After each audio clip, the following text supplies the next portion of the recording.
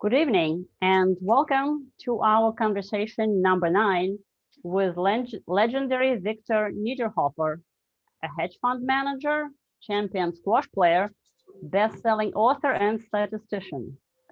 Let's start with the market.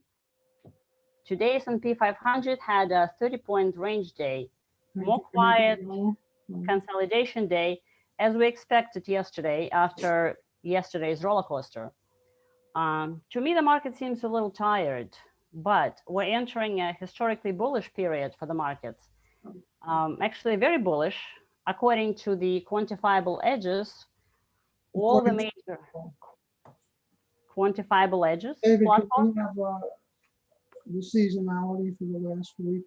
All the major indexes perform really well during this time of the year. But NASDAQ has one of the best statistics. An average year posted a gain of about 2.5% over the next 8 days. With the exception of 1986, every year NASDAQ had closed above today's close at least once during the next 5 years. Where did you get that? That was from Quantifiable Edges on Twitter, but it's the this particular website. I could just share the screen right here. Can you see that screen? Mm-hmm. Why NASDAQ at the close? As a close of today, it was positive, close positive sometime during the next 5 sessions every year since the inception, except 1986. And so X days later, what does the X relate to? X days later, 1 day later, 2, 3, so. According to them, it's a very bullish time. But Yelena, that's what they call overfitting, multiple classification, and something guaranteed to be true on any 5-day period. It's sort of like you have about five ways it can work, and it's by chance. It's probably 1 in 5 or 1 in 4 to occur. But anyway, we're going to actually provide the real seasonality by the end of Good. the year. I'm glad I mentioned it then, because this is quite a very popular site. That's fair. Well, there's a, and you can't say except for one.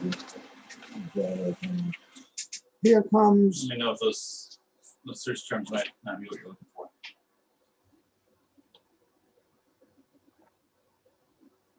All right, we're looking.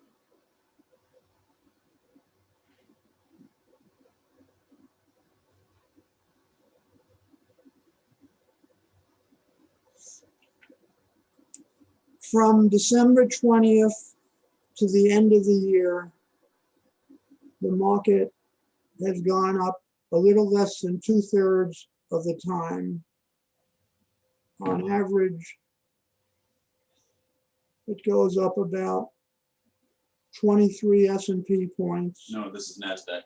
Oh, this is NASDAQ, okay. NASDAQ goes up a little less than, let's look at the S&P. Okay. Anyway, it's good. It's good to, this, what I just said is a real test that's unequivocal.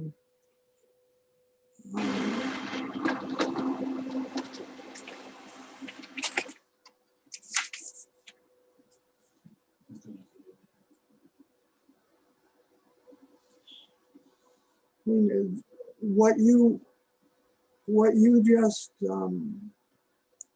provided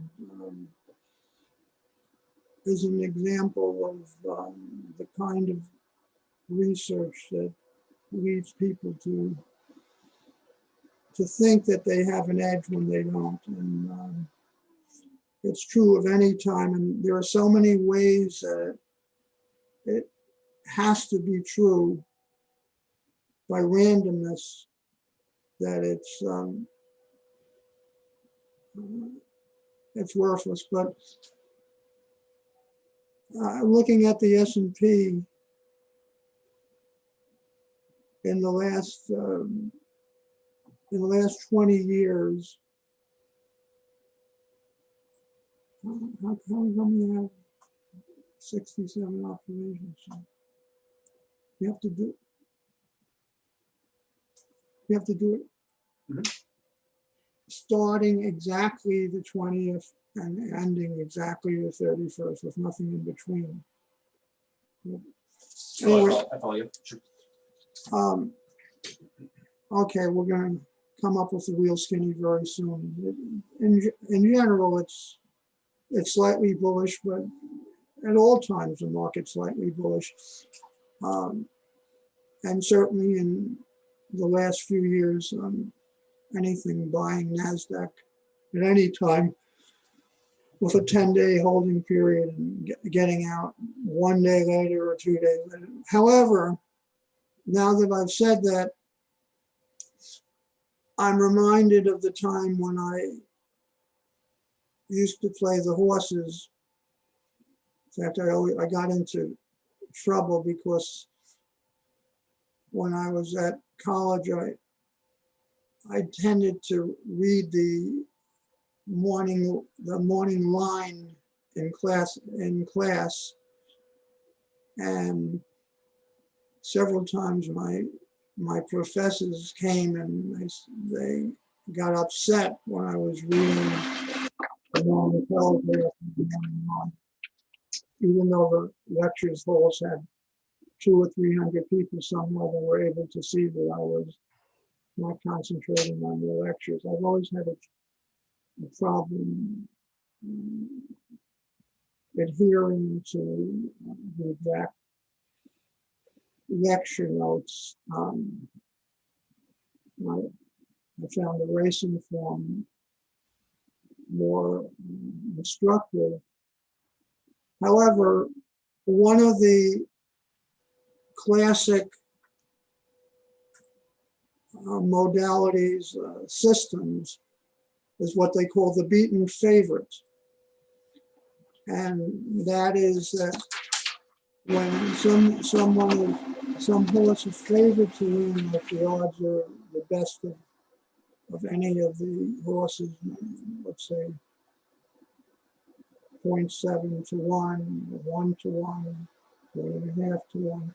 You take the favorite in the race, and if it's beaten, if you bet on it the next time, it used to be a winning system, except for the Baconian change and other changing cycles. But the gist is that Interesting. the next time out, the bettors eschew the favorite because they lost a lot of money on it the last time, and because of that, it's a good bet. And similarly, the stock market today opened up. It was within 0.1% of the all-time high, and it never went above the open. In fact, it went down 40, 50 points from that. It reached its nadir at the worst possible time, the scariest time at 3:30. And then it ended up just 10 points below on the day. So this is a pause that refreshes, and pretty soon we should be seeing a new high. We've gone 3 days without a new high in the stock market. As we've mentioned, about 37% of the days in 2020 have been all-time highs in the stock market, and 3 days without a new high, and within 0.25% of the all-time high is very bullish. So the gist of what you said is true, however, the statistics of it are the kind that will leave a person astray. But it leads to a more important point. There were so many news items, so many advisory services that emphasize that the market was down today, that Tesla didn't perform as well as the other stocks, and Berkshire Hathaway didn't, and that the Dow was down the most it's been in the whole month. Right. Well, we've been there before. That type of backdrop is extremely bullish. Now, why is it always that there's so much emphasis on the negative? Today, the negative is that they passed the stimulus vote, and yet the market didn't go up, and the stock market failed to reach a new high, Dow down the most this month. The reason is that the public must be steered away from making money. The public must switch out of the buy and hold strategy. The public is generally bullish. They don't know about shorting. So that unless they had pressure of some kind, propaganda, they would tend to buy. And if they held, and if it was buy and hold, they would make money, and then the infrastructure wouldn't be able to take such an enormous rake away from the public. So the reason that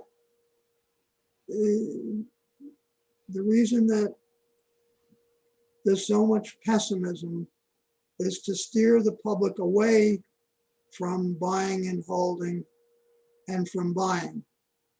And that's why on a day like today, which was very bullish, the market was only down 10 points. It's right by the high. That's why it was so negative. Now, what else happened today? We have an update on what the. Let's look at the real. I did the last 8 trading days. Yeah, so let's look at the real thing that happened over the last 10 years. The last 10 years.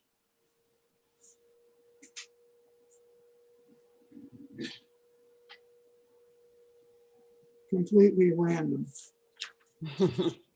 Completely random. Nice. On average,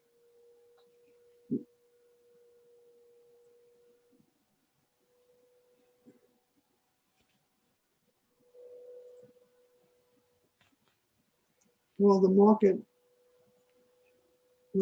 from today's date to the end of the year,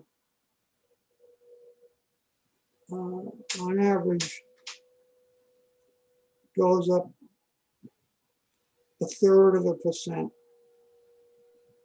which is exactly the average for all other days. That's the S&P. Now, you were talking about the stimulus and all the boondoggles in it, and Oh, yeah.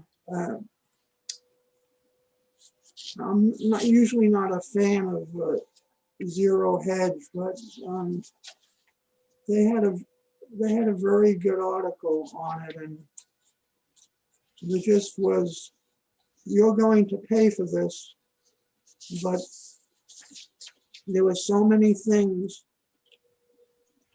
in the bill.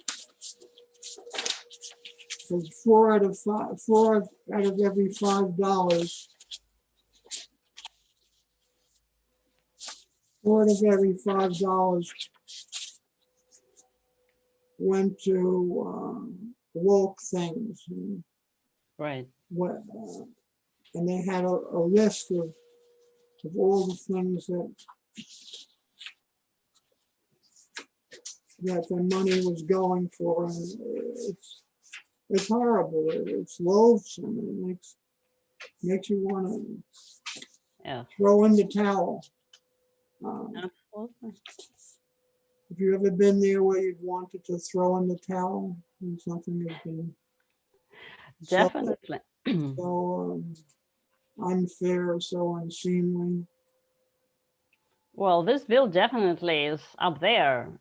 It's just ridiculous that an average American gets $600 while we're sponsoring education in Egypt and gender studies in Pakistan and Ukraine and all the things they gave money to.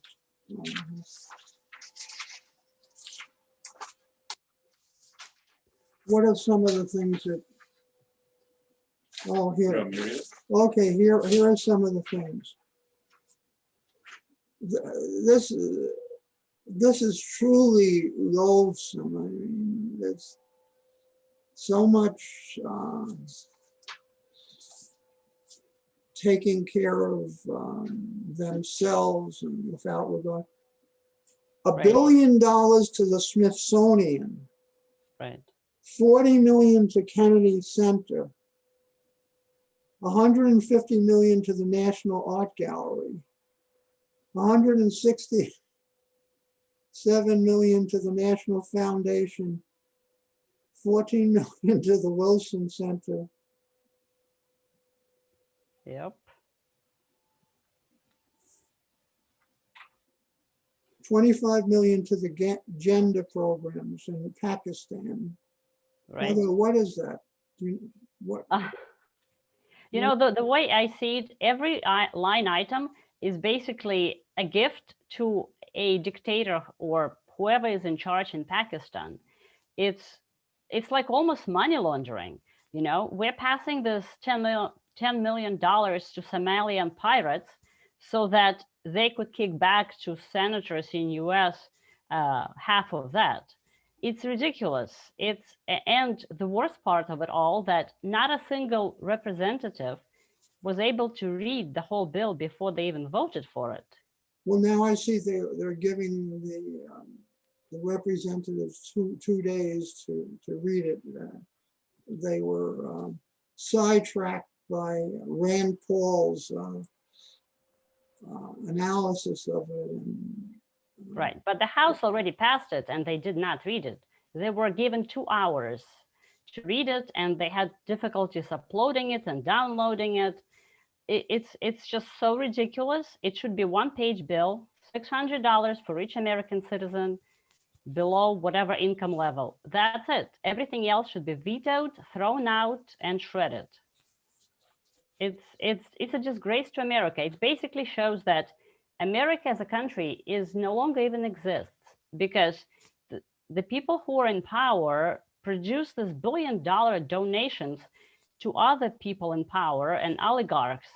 Like, where do you think this 150 or 450 million in Ukraine going to go to? It's not going to Ukrainian citizens. It's going to the corrupt regime in each and every country, whether it's Ukraine, Somalia, Egypt. It's been already proven by many studies that all of those donations to the countries never make it to the people. So it's just a corrupt system where the globalists just sharing the money between themselves while American people are not even allowed to work and stuck at home in a lockdown. It's beyond reprehensible. Well, the overriding point is that with $1 trillion, that $1 trillion could have been used for very productive purposes. Yes. But instead, it was given to lobbyists and to the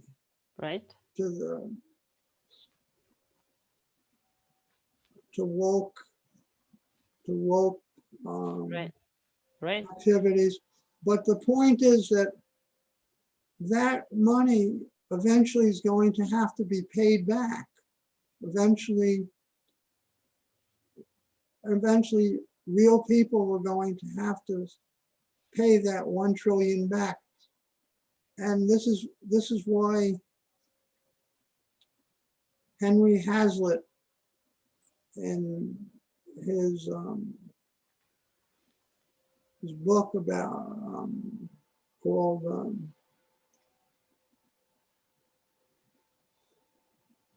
the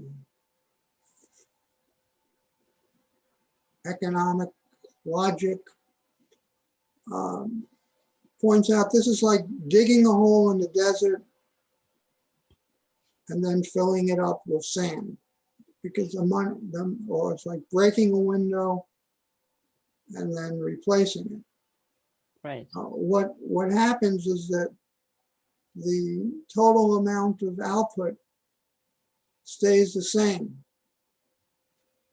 except there was work that was actually done in breaking the window.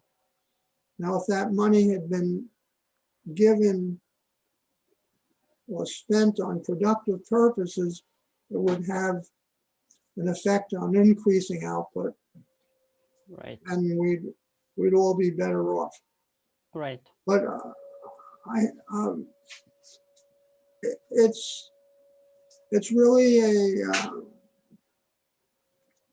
an example of how the power of government is used to help the people in government and not the constituents. Right. It helps the lobbyist. I mean, billion, 40 million more for the Kennedy Center. I mean, Right.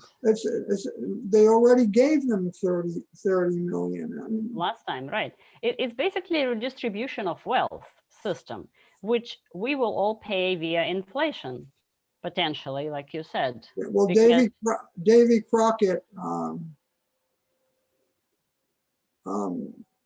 gave a very famous speech in which he said, "It's not yours to give." And the congressman had decided to spend $25,000, which was a lot of money in the 1870s, to refurbish some houses and to give some money to the homeowners whose homes were burned down in Washington. And Davy Crockett says, well, but there are so many areas of the United States where people have faced a problem, and that money isn't given to them. We're giving it to people who live around here, which we know, Right. and because it helps us. And he then franked 1,200 letters, which he sent to all of his constituents in Tennessee. And he told them that he had vetoed the bill. And he then said, look, he said, I'm the poorest man in Congress, but I'm going to I'll give 10% of my salary for this purpose. But we have no right, there's nothing in the Constitution that tells us to feather our own nests. Anyway, there's another example. Why does this happen? Because it's power to the swamp. Now, what's happening in the world of the virus? Well, we're still scared of this new mutant virus, which is again some silly model. If those modelers who model virus and death from it were trading the stock market, they would have been broke in 3 days of trading probably. But yet we listen to their modeling as far as the number of deaths and how deadly the virus is. But those are horrendous models, and it's been mentioned many times. They have so many issues with them. Like, for example, Belarus, where I'm from, it's a great example what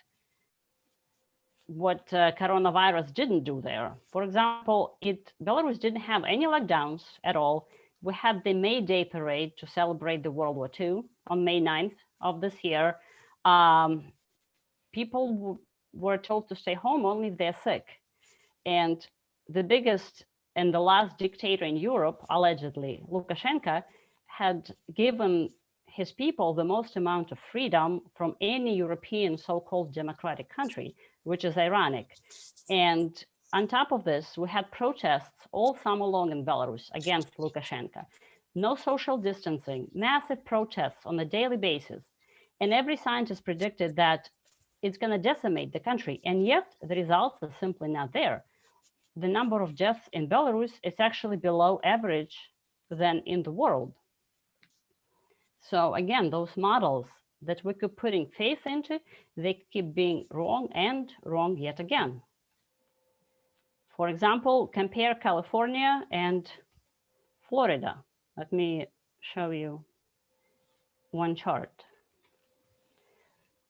The number of deaths in California is way above Florida, while California has insane measures to stop spread the virus, and Florida does not. And yet we still claim that all of these masks and lockdowns work. For example, here's Florida and California compared. California tried to close the outdoor dining, indoor dining, curfews, and yet the hospitalization rate is way above Florida, where we're practically open. So there is not a single thing that confirms those lockdowns, yet people still believe it. Here is another chart. It shows Florida, 2 different counties, type of counties. In a few counties, we don't have mask mandates. In the counties that we do have mask mandates, the cases are actually higher. It's just, there is no point to even continue because all we do is listen to experts. While reality completely doesn't correspond to what the experts tell us, we keep listening to them. Well, isn't the stimulus bill and the lockdowns, aren't they an example of the same idea that's motivating both of them, which is that people need to be told what to do, and the government is the solution in telling them what to do. And the government is better off in determining how the capital should be allocated. And what they both do is it makes the individual very small, and it makes him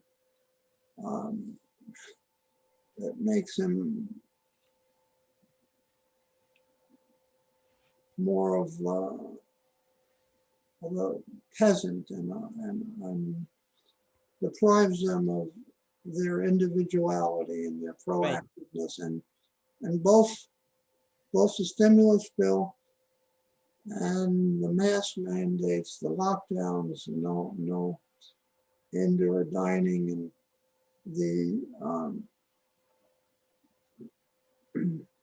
right, the movement, the vaccines. What's your feeling about the effectiveness of the vaccines?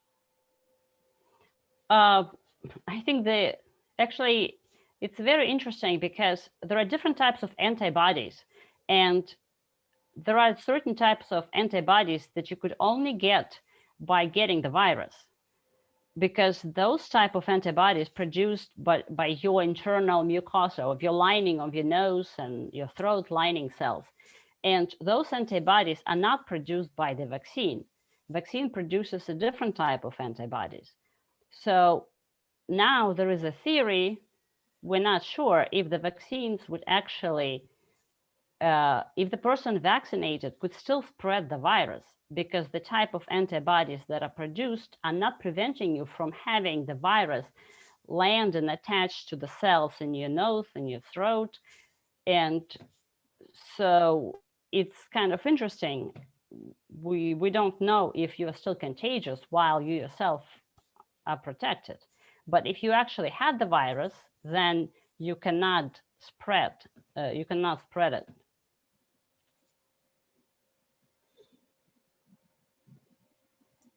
What else is happening in the markets? I'm afraid that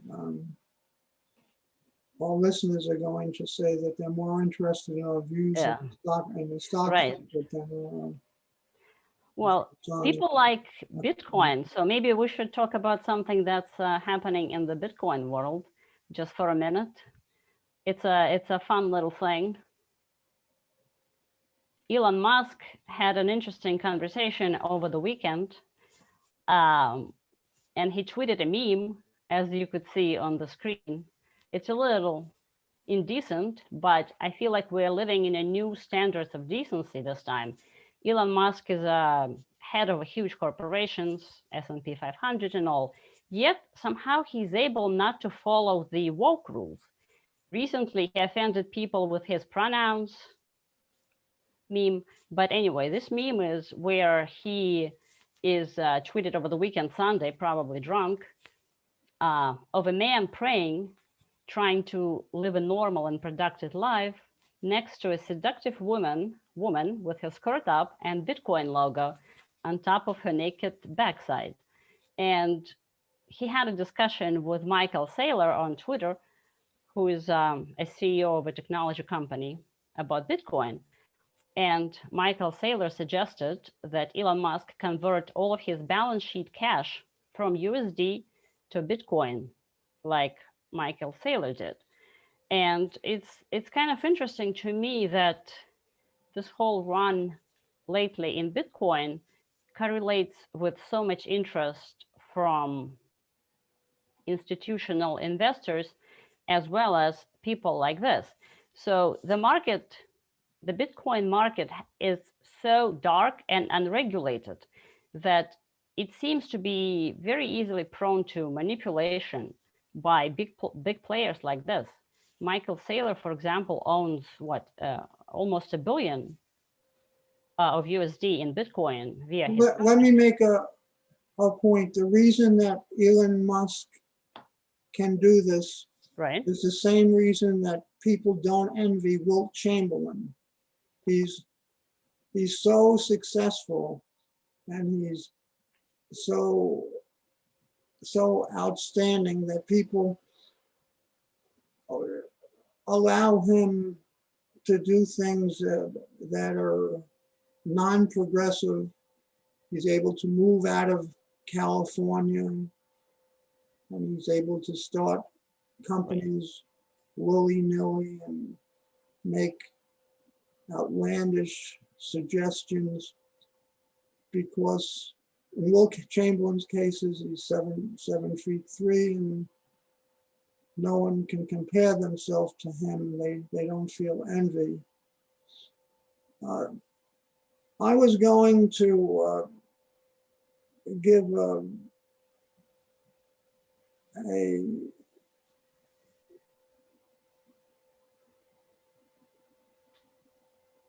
a memorial to the founder of the studies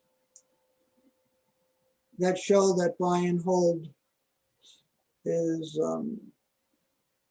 virtuous and leads to the 50,000-fold a century return.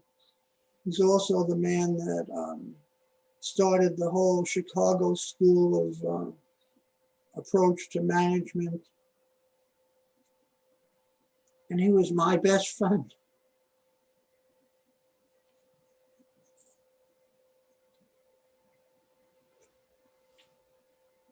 but we've spoken enough today. I'll give the memorial and I'll talk about James Laurie tomorrow. Sounds good. So thank you very much. Thank you, Victor. Good night.